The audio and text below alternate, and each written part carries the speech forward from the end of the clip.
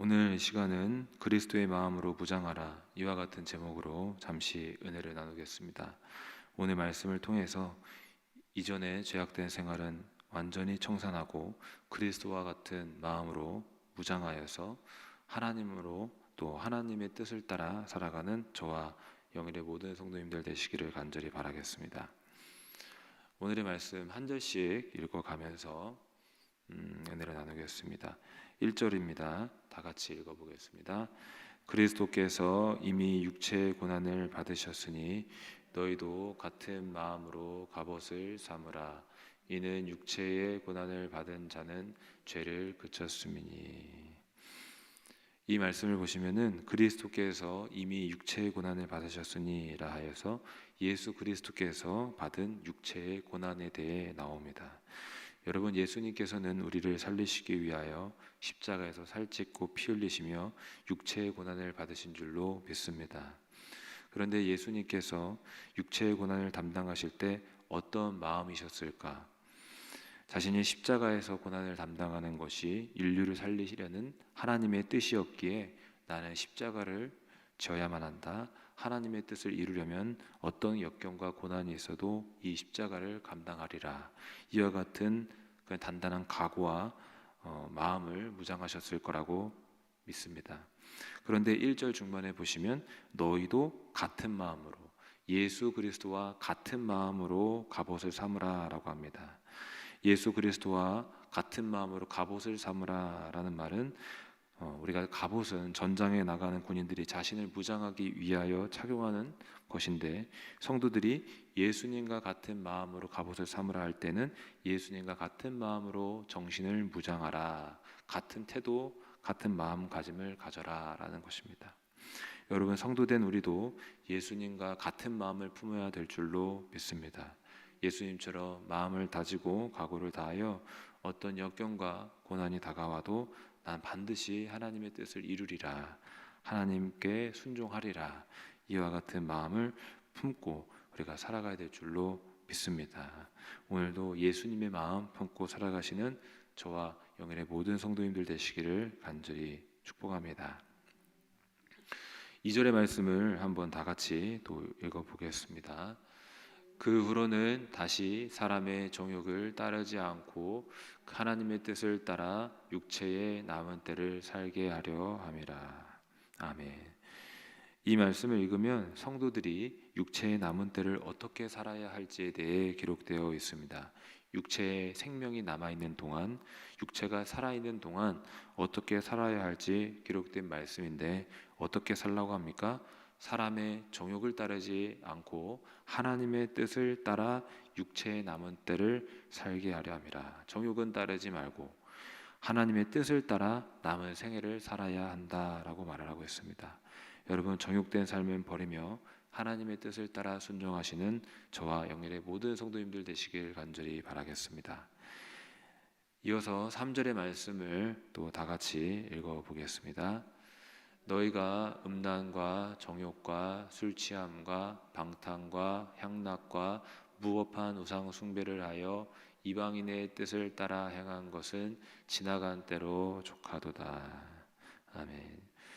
이 말씀을 보시면 우리가 버려야 되는 그런 죄악들에 대해 기록이 되어 있는데, 어떤 죄악이 기록되어 있느냐?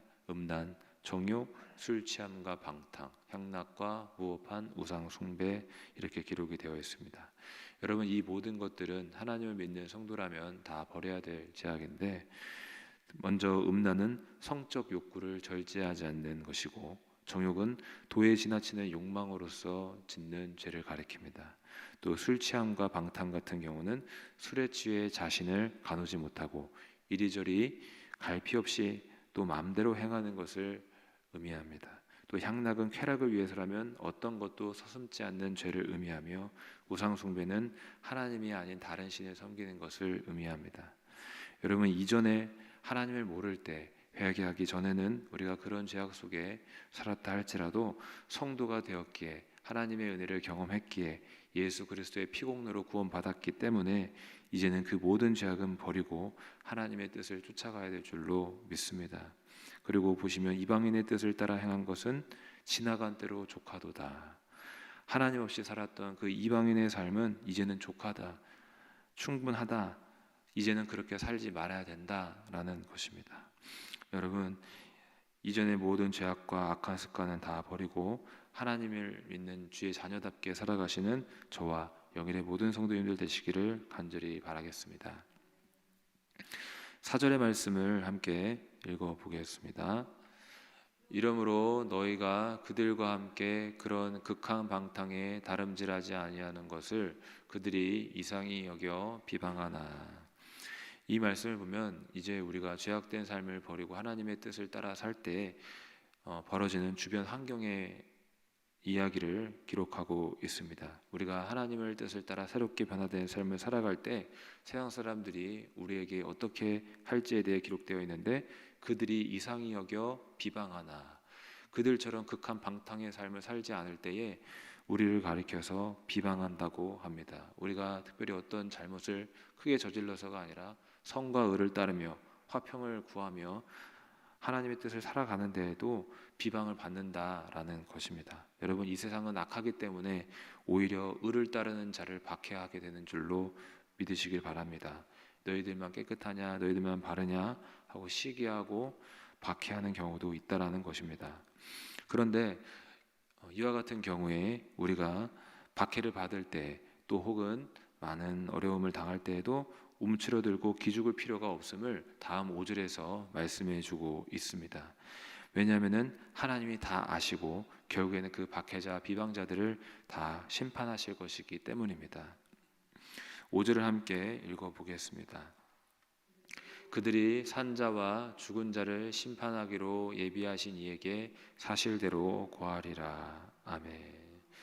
무슨 말씀인가요? 산자와 죽은 자를 심판하시는 예수 그리스도의 심판이 있다는 것입니다. 즉 성도들을 함부로 박해하고 비방했던 이들은 결국 그리스도의 심판대 앞에 서서 사실대로 고하리라 한 대로 본인들의 악행에 대해 사실대로 남김없이 숨김없이 낱낱이 고할 때가 있을 것이고, 그 죄값에 따라 심판을 받게 된다라는 말씀입니다. 여러분, 세상 비방자들은 그리스도의 살아계심도 모르고 최후 그리스도의 심판대가 있을 것이라는 사실도 모르지만, 그리스도는 살아계시고 분명한 그리스도의 심판이 있는 줄로 믿습니다.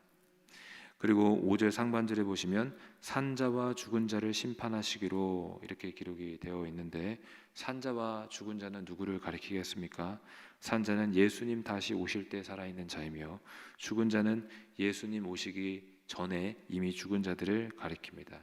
그러니까 그리스도께서는 산자와 죽은 자, 인류 모두를 심판하실 것이라는 말씀이며, 따라서 우리 중에 그리스도의 심판을 피할 자는 아무도 없다라는 것입니다.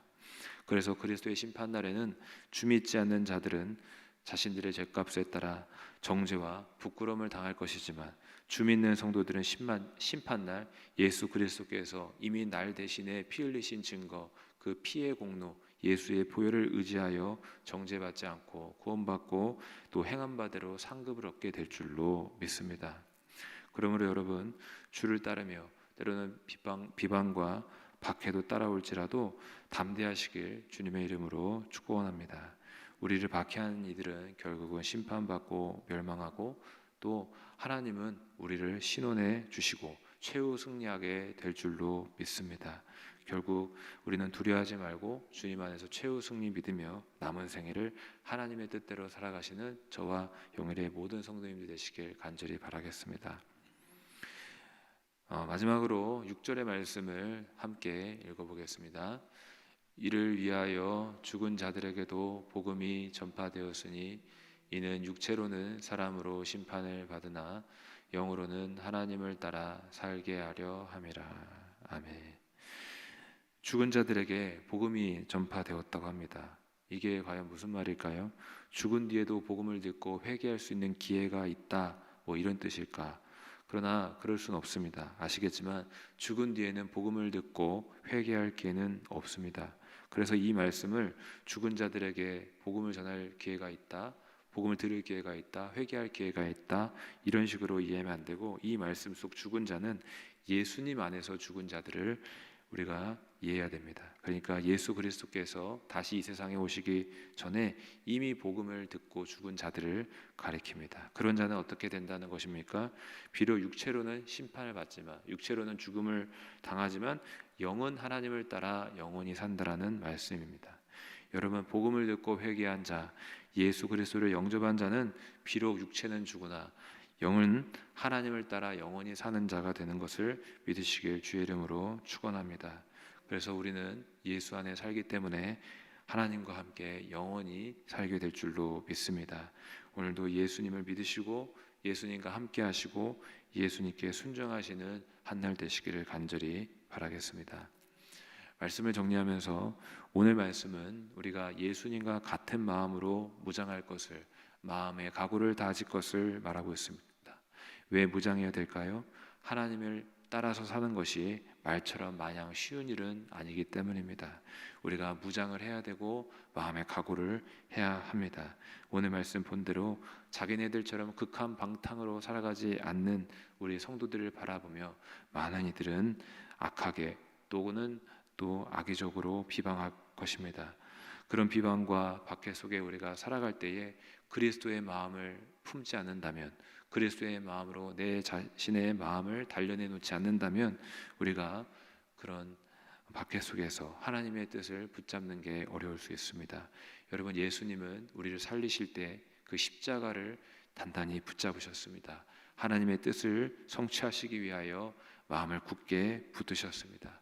오늘도 예수 그리스도께서 가지셨던 그 마음, 하나님의 뜻을 온전히 이루리라는 그 각오와 다짐으로 살아가실 때에 우리에게 최후 승리가 있을 줄로 믿습니다. 그리고 그리스도의 마음으로 살아갈 때에 정욕과 죄악이 우리의 마음에 틈탈지라도 다시 일어서서 하나님의 뜻을 붙잡게 될 줄로 믿습니다. 오늘 말씀처럼 그리스도는 살아계시고 그리스도의 최후 심판대는 분명히 있습니다. 그날에 우리가 행한 바대로 갚아주실 때에 하나님 앞에서 면류관을 얻고 하늘의 큰 상을 얻게 되시기를 간절히 바라겠습니다. 그날에 우리는 그리스도의 보혈의 은총으로 그리스도께서 날 대신에 흘리신 그 피의 공로를 의지하여 반드시 구원 얻게 될 줄로 믿습니다. 그날을 바라보시면서 오늘도 예수님 마음 품고 하나님의 뜻을 따라 살아가시는 저와 영일의 모든 성도님 되시기를 간절히 축복합니다. 기도하시겠습니다. 살아계시고 거룩하신 하나님 감사합니다.